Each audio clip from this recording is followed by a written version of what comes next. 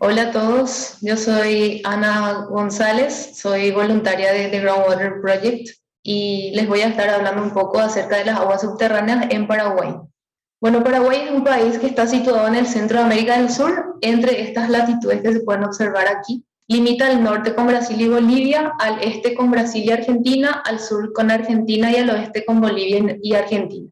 La superficie total de este país es de 406.750 kilómetros cuadrados y según el Instituto Nacional de Estadísticas de este año, la población aproximada que Paraguay posee sería de 7.353.038 habitantes. En Paraguay pertenece en su totalidad a la Gran Cuenca del Plata. La cuenca de los ríos Paraguay y Paraná son los más importantes de este sistema del Plata, con un área de drenaje de 2.605.000 kilómetros cuadrados que representa el 84% del total de La Plata. Y en tema acuífero, bueno, en un orden de prioridad, el Paraguay posee el acuífero Patiño, luego se encuentra el acuífero Guaraní, que es un acuífero transfronterizo, y otro acuífero compartido con otro país, además de estar en Paraguay, sería el acuífero Grendá o Tobá, como le llaman en Argentina. Les voy a estar hablando acerca de los acuíferos Guaraní y Patiño, que serían los principales. Ya sabrán por qué. Bueno, entre las características del acuífero Guaraní es que posee espesores que alcanzan los 800 metros y se distribuyen en un área aproximada de 1.182.500 metros cuadrados. Paraguay tiene dentro de este gran sistema del acuífero Guaraní un área de 70.000 kilómetros cuadrados que corresponde al 6% de toda el área.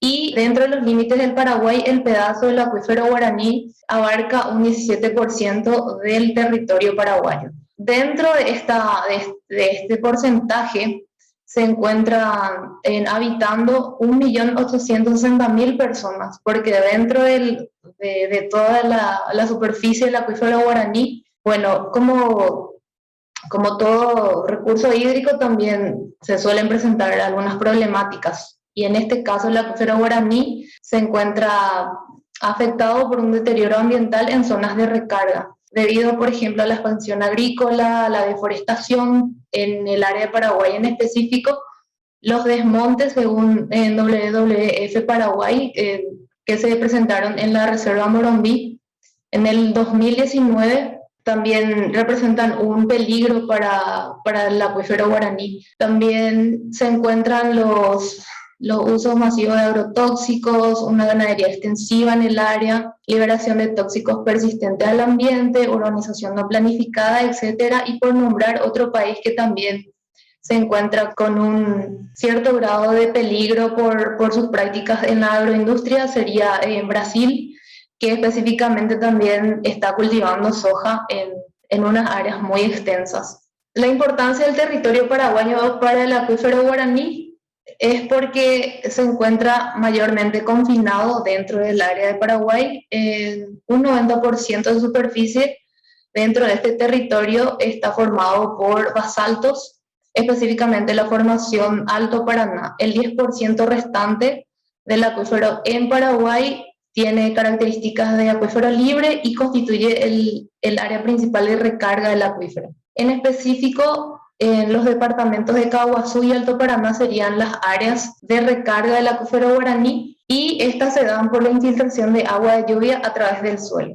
Por citar algunos estudios realizados en este acuífero, se encuentra el proyecto Sistema Acuífero Guaraní, que está siendo llevado a cabo por Paraguay, Brasil, Argentina y también Uruguay. Se han hecho también estudios de riesgo de vulnerabilidad en el área de influencia del acuífero, y Brasil también realizó otros estudios con 150 pozos buscando petróleo. Los organismos que gestionan o que protegen este recurso tan importante en Paraguay sería el Ministerio del Ambiente y Desarrollo Sostenible. En Brasil se encarga cada municipio de gestionar esa protección de recursos hídricos, pero también tienen legislaciones como la Constitución Nacional, entre otras. En Argentina, la Secretaría de Recursos Hídricos de la Nación también se encarga de velar por los recursos hídricos, y cada provincia tiene una jurisdicción en específico que que también tiene sus propias ordenanzas y legislaciones. El acuífero Patiño, que es otro de los dos acuíferos principales que Paraguay posee, tiene ciertas características, como que se encuentra localizado en el flanco oriental de Asunción y aflora de forma triangular en esta ciudad, así como en el río Paraguay y en la ciudad de Paraguarí, con un área de 1.173 kilómetros cuadrados. Bueno, por citar algunas problemáticas existentes en este acuífero, se encuentran respecto a la cantidad de agua, descensos de esta, que se intensificarán o aumentarán según las simulaciones que lanzan las diferentes investigaciones que se han hecho hasta ahora, y también esto genera un aumento del gasto energético en los pozos. Otra problemática que también se puede observar en el acuífero Patiño sería la densidad poblacional existente sobre el acuífero. Aquí en este mapa inferior se puede observar la parte roja, que sería un área muy poblada que abarca el área metropolitana de Asunción, por ejemplo. Y a raíz de toda esta densidad poblacional, industrias y actividades que demandan mucha agua, extracción de mucha agua subterránea, se dan también la presencia de nitratos y patógenos, porque a través de las perforaciones también se pueden infiltrar los contaminantes. Y otra problemática que también afecta o podría ser de riesgo para el acuífero sería la sobreexplotación. En ocasiones se dan extracciones de agua mucho mayores a la recarga, a la tasa de recarga. Entonces eso también genera un riesgo para el recurso. Este acuífero es muy importante por lo que mencioné anteriormente. Se encuentra en el área de mayor importancia socioeconómica del Paraguay. Envuelve ciudades muy importantes como la capital del país, la ciudad de Asunción, y abastece a un área de aproximadamente 3 millones de personas. Luego, si pueden observar de vuelta el mapa, las áreas verdes serían áreas rurales que también, si tienen pozos perforados en ese lugar, se surten como agua de consumo o para sus diferentes actividades. Algunos estudios realizados en el acuífero Patiño, por ejemplo, serían cálculo de los niveles de salinidad, vulnerabilidad, simulación de escenario climático, de cambio climático, determinación de metil terbutil éter como agente contaminante en el acuífero. Y aquí pueden observar un sitio web que sería de uno de los grupos investigadores que se centra en el acuífero Patiño. Este corresponde al de la Facultad Politécnica de la Universidad Nacional de Asunción, que lleva a cabo varios estudios, incluso dentro de esta plataforma que pueden encontrarla en este sitio web.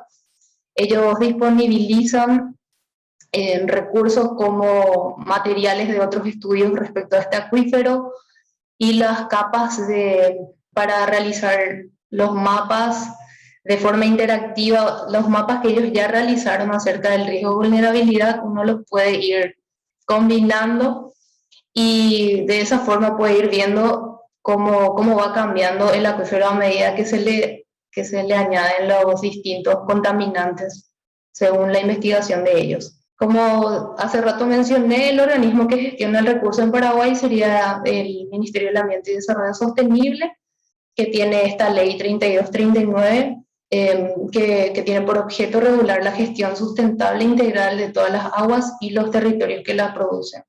Yendo un poco más en específico, la investigación que yo realicé en el año 2019 respecto a la calidad y vulnerabilidad de aguas de abastecimiento en la ciudad de Paraguarí fue algo que abarcó una parte del acuífero Patiño, y ellos fueron los profesores que me estuvieron orientando. Bueno, esta investigación surgió debido al rápido crecimiento demográfico, a la urbanización, la industrialización, que generan una demanda de agua cada vez mayor.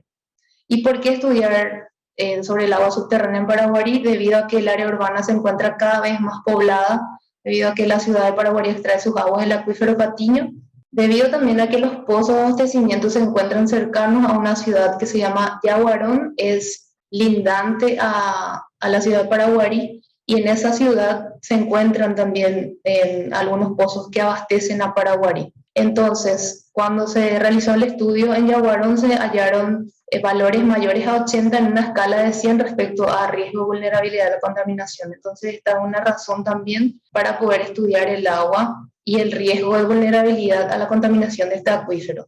Y por último, y no menos importante, es que la calidad del agua para consumo en Paraguarí ha sido poco estudiada. Bueno, la ciudad de Paraguarí se encuentra en el departamento de Paraguarí, distante a 60 kilómetros de Asunción, la capital del país, y el área que se tuvo como estudio sería el área de cobertura de la ESAP, que sería la Empresa de Servicios Sanitarios del Paraguay, asimismo como el área comprendida del acuífero dentro de los límites del distrito de Paraguarí, que abarca una superficie de 33.642 kilómetros cuadrados. En Paraguarí y en Paraguay, las principales fuentes de agua para consumo serían de la ESAP, Empresa de Servicios Sanitarios del Paraguay, que abastece a poblaciones mayores a 10.000 habitantes, y en el área urbana serían las juntas de saneamiento, poblaciones menores a 10.000 habitantes. Bueno, se estuvo viendo acerca de describir los parámetros físico-químicos del agua. Para ello se utilizaron varios parámetros y se cotejó esto con las normativas nacionales respecto a aguas. También se buscó captar la percepción que tenían los usuarios respecto a la calidad del agua y se utilizaron encuestas a las que se pudieron llegar con 3 dimensiones: información, actitud y opinión. También se caracterizó el perímetro del área de ubicación de los pozos, utilizando parámetros como uso de suelo, actividad económica, pendiente, fuentes potenciales de contaminación. Asimismo, también se buscó crear mapas de riesgo de vulnerabilidad a la contaminación, utilizando el índice DRASTIC, que envuelve 7 parámetros hidrogeológicos, que serían profundidad del agua, recarga, litología del acuífero, tipo de suelo, topografía, impacto de la zona vadosa y conductividad hidráulica. Y por último, también se puntuaron fuentes potenciales de contaminación, que serían a través del método POSH, Pollutant Origin Surcharge Hydraulically, que divide diferentes tipos de actividades en 3 categorías: elevado, moderado y reducido. Estos fueron los resultados obtenidos a través de la descripción de parámetros físico-químicos y bacteriológicos del agua. Como se puede observar, los nitratos fueron los parámetros que sobrepasaron el límite recomendado según la ley 1614/00 del Paraguay. Sin embargo, el 99% de los otros parámetros se encuentra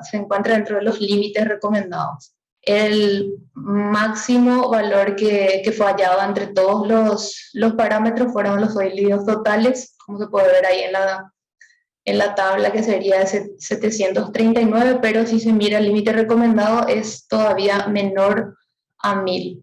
Luego se pudo observar algo muy interesante. En la investigación que Perdomo y sus colaboradores llevaron a cabo, ellos afirmaron que existe una relación inversa entre la concentración de nitratos y coliformes, y esto se puede comprobar también con esta investigación. Como pueden ver en la tabla, se presenta la presencia de nitratos. Sin embargo, en la línea inferior se encuentran los resultados de los coliformes, que dieron 0. Es decir, cuando existen nitratos, posiblemente no existan coliformes y viceversa.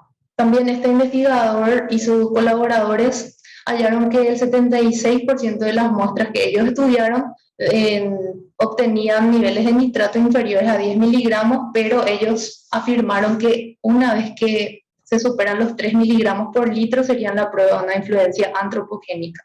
Se aplicó un índice de calidad de agua, teniendo en cuenta dos rangos propuestos por investigadores. Bueno, el primer rango, que se encuentra en la tabla superior derecha, sería el propuesto por Brown y Boer. Ellos decían que índices de calidad de agua que tienen rango de 0 a 25 serían un tipo de agua de calidad excelente. Sin embargo, en contraposición, en la tabla inferior, en la tabla D, se puede observar que según Patel y Badogaria, que son otros investigadores, índices de calidad de agua menores a 50 serían excelentes. Teniendo en cuenta lo establecido por Brown y Bower, y analizando los resultados de estas de las muestras de los pozos, se pudo observar que el pozo número 6 fue el único que cumplió con el requisito de hallarse en valores de 0 a 25. Por lo tanto, según Brown y Gore, esta agua es de calidad excelente, que corresponde al pozo número 6. Sin embargo, si se tiene en cuenta lo establecido por Patel y Badodaria, que ponen un límite de 50 para aguas de calidad excelente, todos los pozos, el 1, el 2, el 3 y el 4, incluido el 6, se encuentran dentro del rango establecido para el tipo de agua de calidad excelente.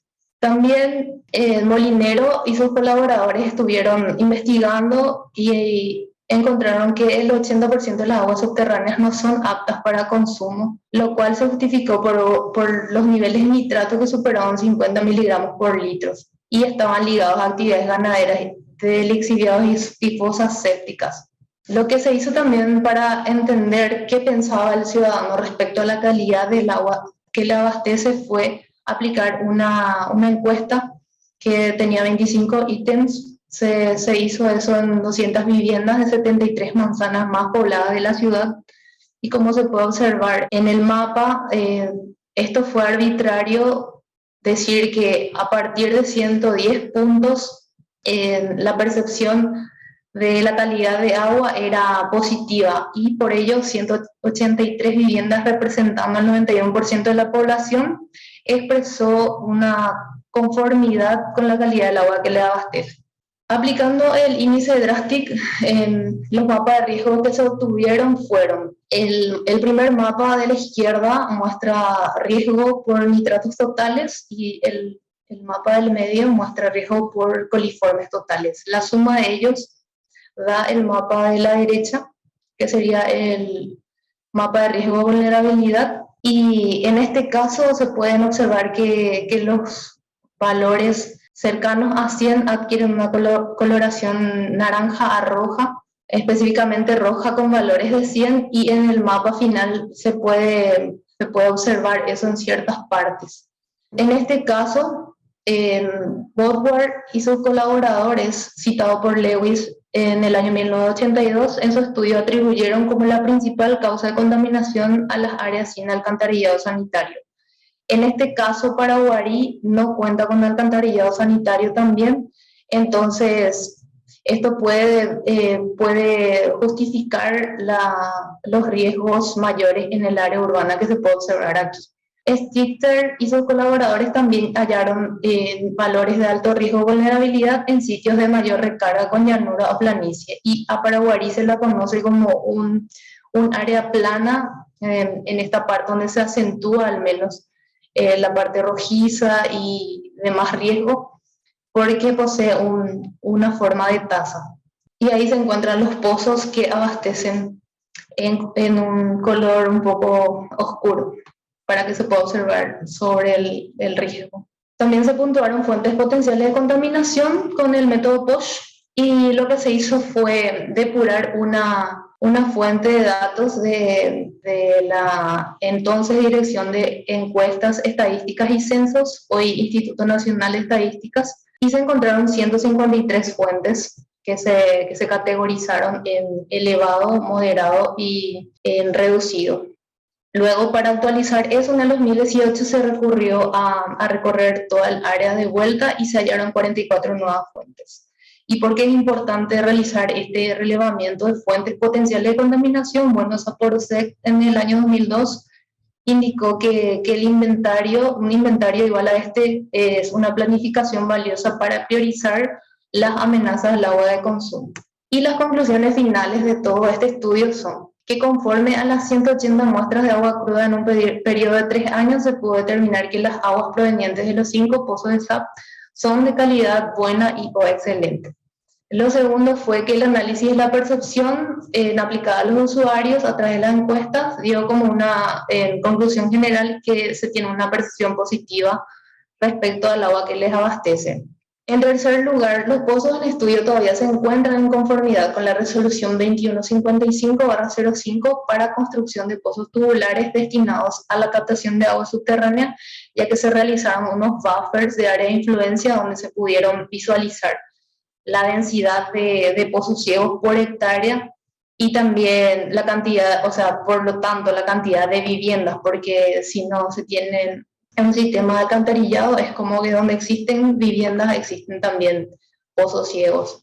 Pero respecto a las fuentes potenciales de contaminación, también se puede observar que la mayoría no tenía alguna fuente puntual en el área de influencia muy cercana.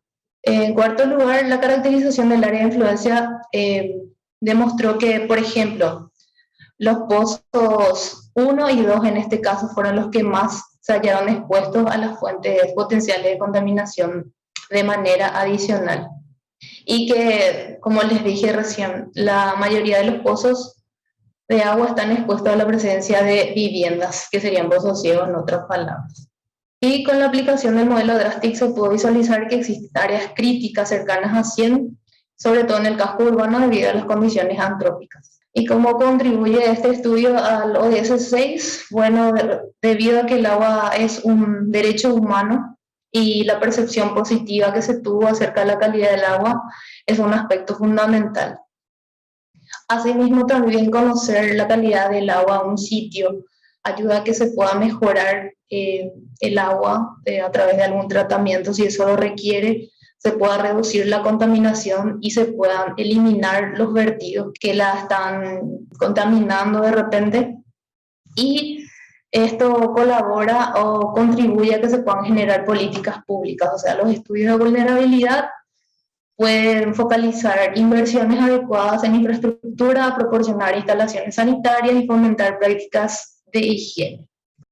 Muchas gracias.